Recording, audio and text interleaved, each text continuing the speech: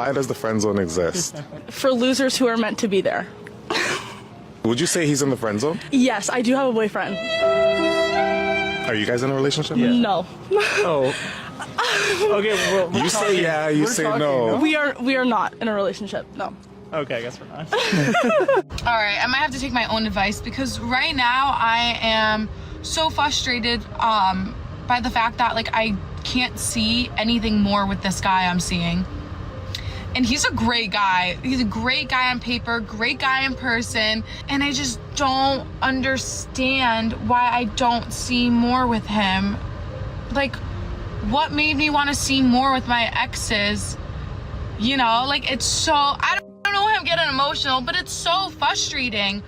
Like, he's a great guy. He's like such a good guy. And it's like, and then I don't see more with him. It's like, why? Like, I don't understand. I don't understand what is wrong with me. This woman just admitted that she has a good man right in front of her, someone who treats her well, who's stable, who's everything she claims to want, and she's crying because she's not attracted to him. But notice what she says next. She's thinking about her exes and wondering what made her want to see more with them. Let me translate this for you. Her exes were probably toxic, unavailable, exciting, and challenging. They triggered her biological attraction mechanisms because they displayed traits that indicated genetic fitness and social dominance. This great guy doesn't activate those same primal responses because he's too available, too predictable, too safe. She's experiencing the fundamental conflict between what women say they want intellectually and what their biology actually responds to sexually. This is why the nice guy always loses.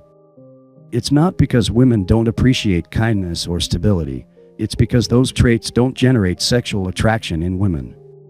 Women are biologically programmed to be attracted to men who display markers of genetic superiority and social dominance. Kindness, stability, and availability actually signal the opposite to female biology. They signal that this man probably doesn't have other options, which means he's low value. How much money does a guy need to make in order to be with you? Way over 5 mil. I'm sorry, how much? Was that per year? Over 5 million? Yes. Per year? Yes. Why? Because that's how much. Never mind. $5 million per year. Let that number sink in for a moment. We're talking about a level of wealth that maybe a few thousand men in the entire country possess. But she said it with the casual confidence of someone ordering coffee. This is the modern female delusion in its most crystallized form. Average women with nothing exceptional to offer believing they deserve access to men who are statistical anomalies. This woman probably makes $40,000 a year working some basic job, has a body count in the double digits, brings nothing unique or valuable to the table, but she genuinely believes she deserves a man who makes more money than 99.999% of the male population. But here's what's really happening. Social media and dating apps have given average women access to extraordinary men for casual sex. They've been able to sleep with men way above their league who were just looking for easy hookups.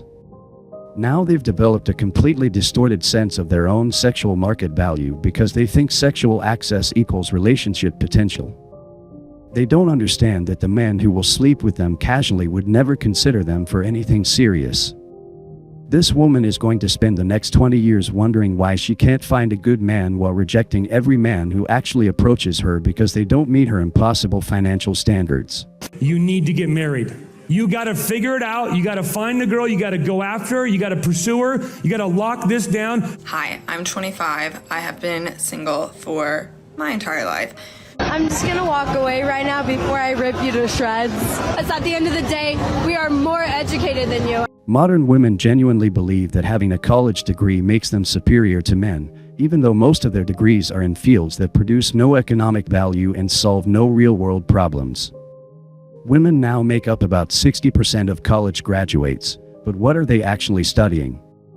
Gender studies, communications, psychology, social work, art history, fields that are either completely useless or severely oversaturated.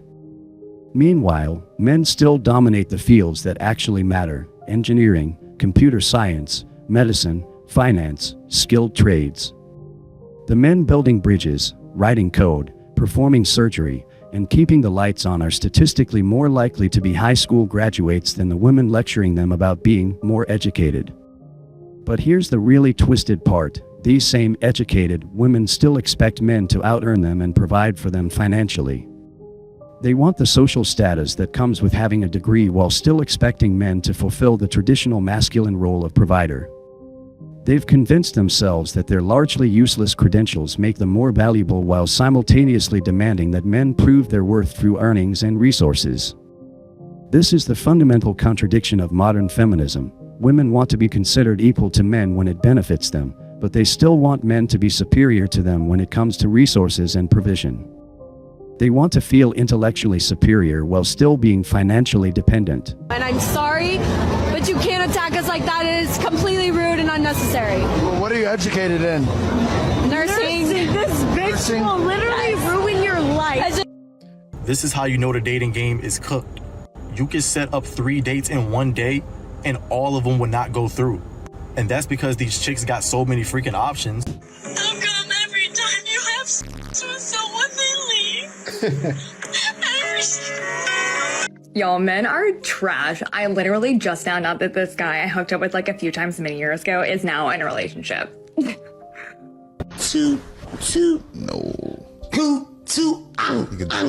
good suck don't sound pretty. Nah, I don't. That's right. What?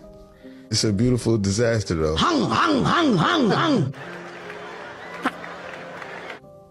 Remember we was talking about that death sound? Put that back on the right of my tonsil. I'm a grown-ass woman and I can do everything I need to do for myself. I can provide for myself. I can do everything. But listen, I like princess treatment. I like princess treatment. I like being provided for. I like being taken care of.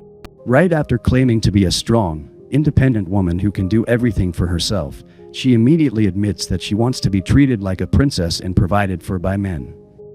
This is the modern woman in a nutshell, demanding equality when it benefits them, but still expecting traditional masculine provision and protection when it suits their needs.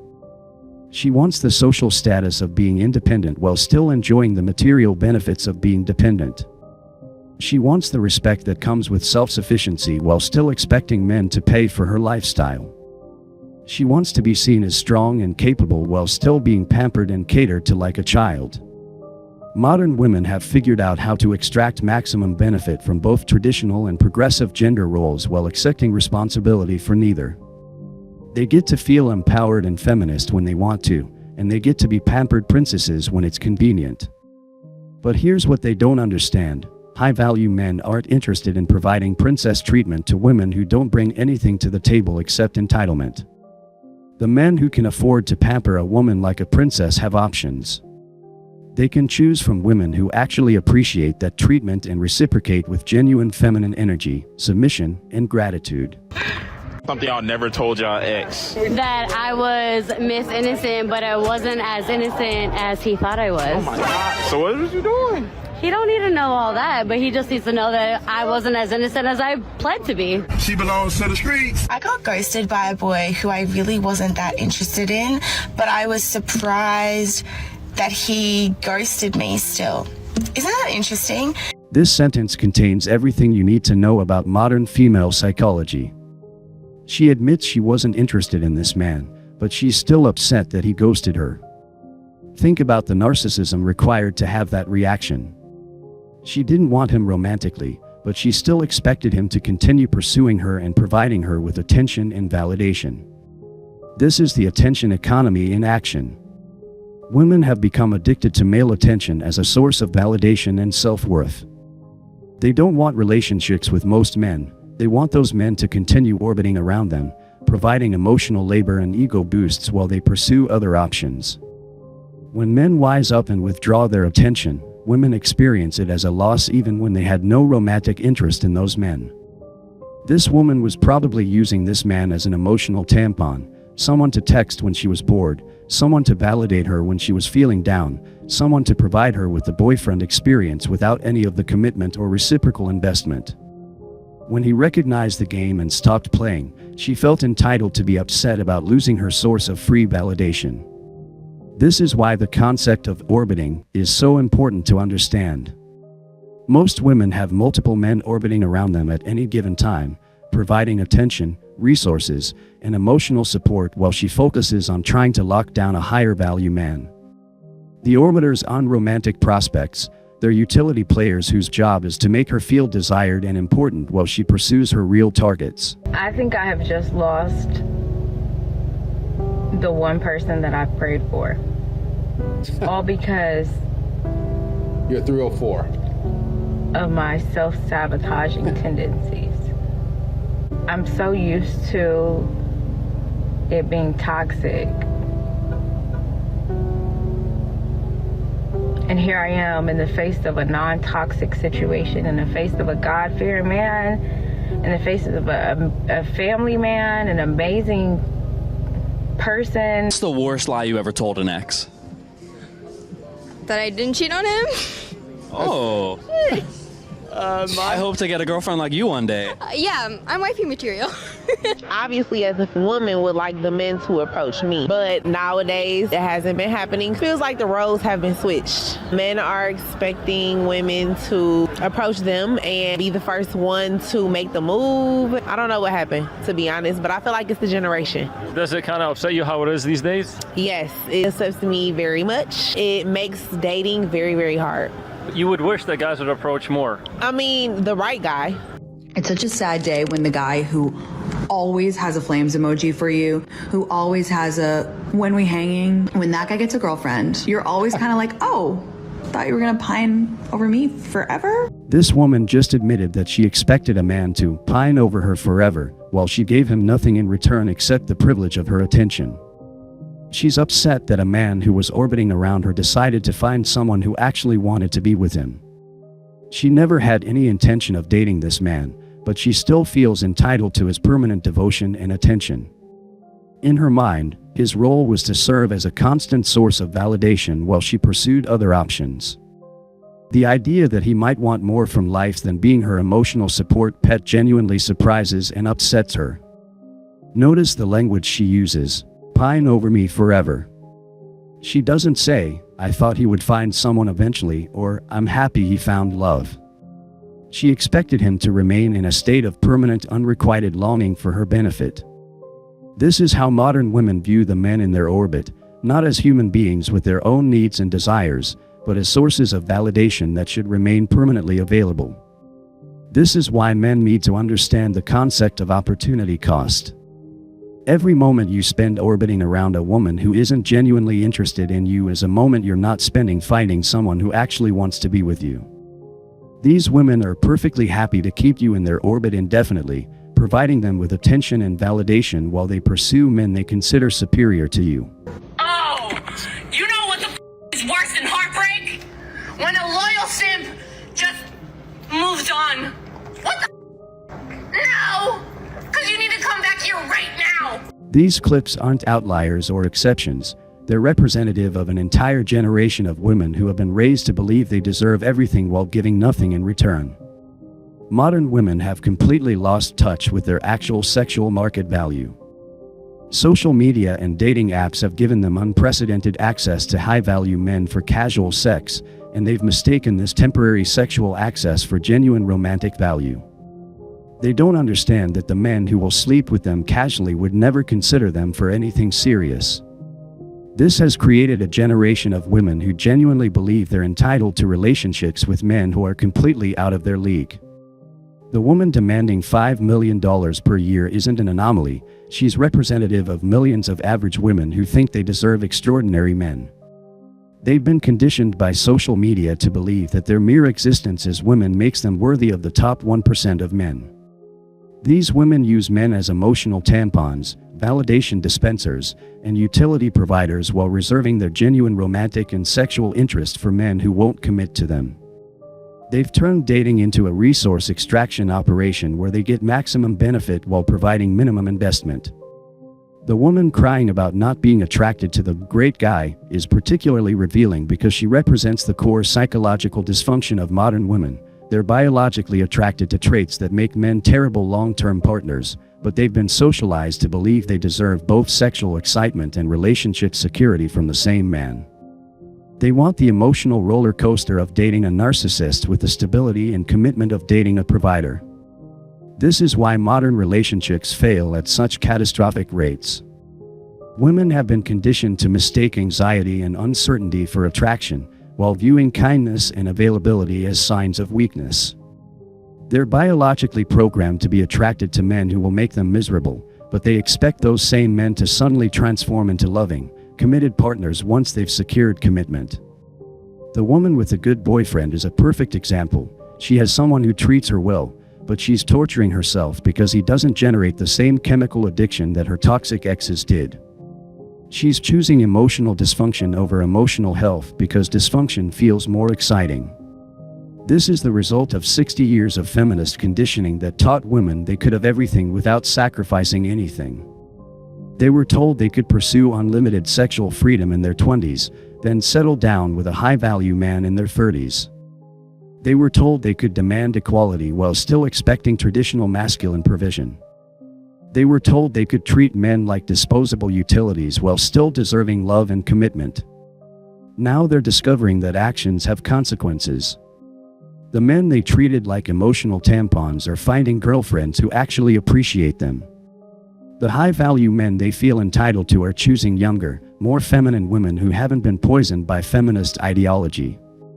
The great guys they friend-zoned are learning to recognize their games and walking away. But instead of engaging in self-reflection and taking responsibility for their choices, they're doubling down on the same behaviors that created their problems. They're raising their standards even higher, becoming even more demanding, even more entitled, even more parasitic. They're convinced that they're the victims of male inadequacy rather than the architects of their own romantic failures. The worst part is that many of these women were probably capable of genuine love and partnership at some point in their lives. But the culture systematically destroyed those capabilities by teaching them that their value came from how much they could extract from men rather than how much they could contribute to a relationship. They were taught to view relationships as competitions to be won rather than partnerships to be nurtured. The woman who admits she's not as innocent as her ex-thought reveals modern female sexuality. These women have been conditioned to view their sexual past as empowering rather than recognizing how it damages their ability to pair bond with good men. They don't understand that every casual sexual encounter reduces their capacity for genuine intimacy and commitment. This is why men are walking away from modern women in unprecedented numbers. It's not because they hate women, it's because they refuse to participate in a system where they're expected to provide maximum investment for minimum return. They're not willing to compete for the privilege of being someone's backup plan while she chases men who view her as nothing more than a temporary sexual outlet. The collapse of the modern sexual marketplace isn't happening to women, it's happening because of women. They created a system that's unsustainable for everyone involved, and now they're experiencing the natural consequences of their choices. The 45% of women who will be single and childless by 2030 aren't victims. They're the predictable result of a culture that taught women to destroy everything that makes relationships possible while expecting to be rewarded for that destruction. Men are not going to save these women from themselves. They're not going to lower their standards or accept their toxic behavior just because they're finally starting to realize they've made mistakes. The women who want genuine relationships will need to fundamentally change their approach to dating and relationships, and most of them simply aren't capable of that level of self-reflection and personal growth. This is the new reality. A small percentage of women will monopolize the attention of high-value men for casual sex, while the majority will age out of the sexual marketplace without ever learning how to build genuine relationships. It's the natural endpoint of female sexual liberation, and it's exactly what they chose when they decided that traditional relationship dynamics were oppressive rather than mutually beneficial. Now they're learning the hard way that hypergamy without reality testing leads to a life of permanent dissatisfaction and loneliness. And the worst part is that they still think it's everyone else's fault.